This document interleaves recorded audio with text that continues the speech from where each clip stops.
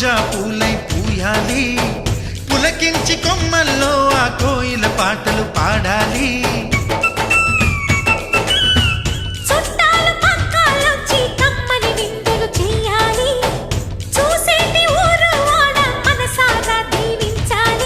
నలుగురు కలిసి చేతులు కలిపి మన కలలన్నీ పండించాలి.